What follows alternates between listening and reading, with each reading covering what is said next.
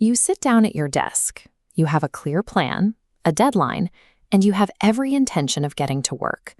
Then an hour vanishes into an endless digital scroll.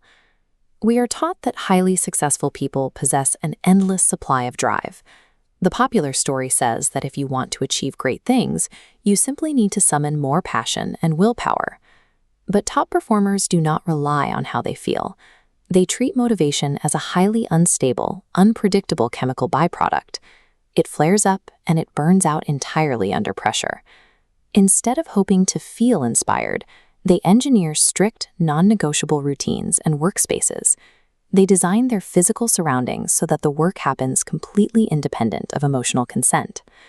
Relying on inspiration is often a sign that the environment isn't properly calibrated for work. When a workspace is filled with friction, the brain naturally looks for an exit. But when the room's layout changes, the behavior often follows. To fix the environment, we have to look at the machinery inside your head.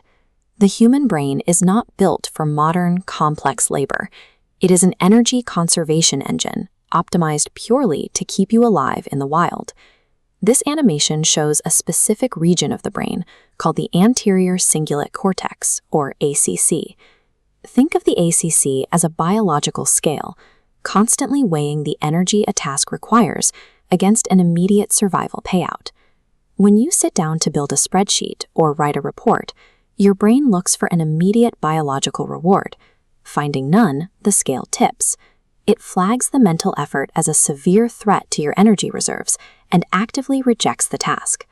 Your nervous system becomes highly anxious and seeks an immediate escape from this discomfort.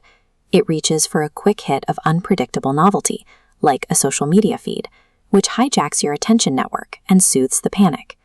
This pattern of delay serves as a self-handicapping protocol. It allows the individual to attribute their inaction to a lack of readiness, which prevents them from having to face an objective measurement of their performance. Let's look at how choice architecture overrides this prehistoric bug. Imagine two identical people trying to complete the exact same complex project. Person A sits down at a kitchen table.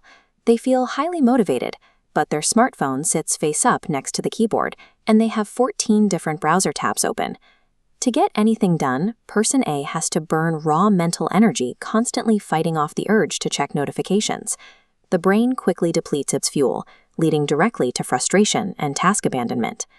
Person B approaches the same project assuming they will have absolutely zero motivation. They sit at a single-purpose desk in a quiet room, with software automatically blocking access to distracting websites. They physically remove competing options. The phone goes into a dark drawer, taking the choice to be distracted completely off the table. Data comparing these two setups shows that choice architecture is a much more reliable predictor of success than willpower. While those in distracting environments often see their progress stall within days, an optimized space allows for consistent execution that can last for months. Psychologists call this behavioral activation. It operates on one strict rule: action always comes first. You do not wait to feel ready. Legendary football coach Nick Saban trained his teams to completely ignore the final scoreboard. Instead, he forced players to focus entirely on successfully executing the immediate 7 seconds in front of them, over and over again.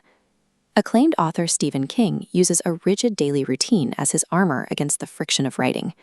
He sits down at the exact same hour every single day, doing the work completely divorced from whether he feels inspired.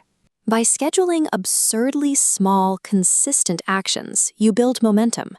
The feeling of mastery happens first. The positive emotions follow later.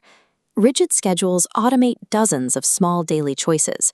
This prevents decision fatigue from draining your mental energy, leaving your brain fresh for high-level problem-solving.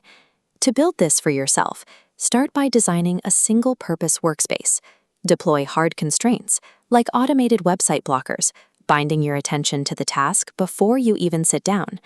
Next, create a 90-second minimum activation ritual.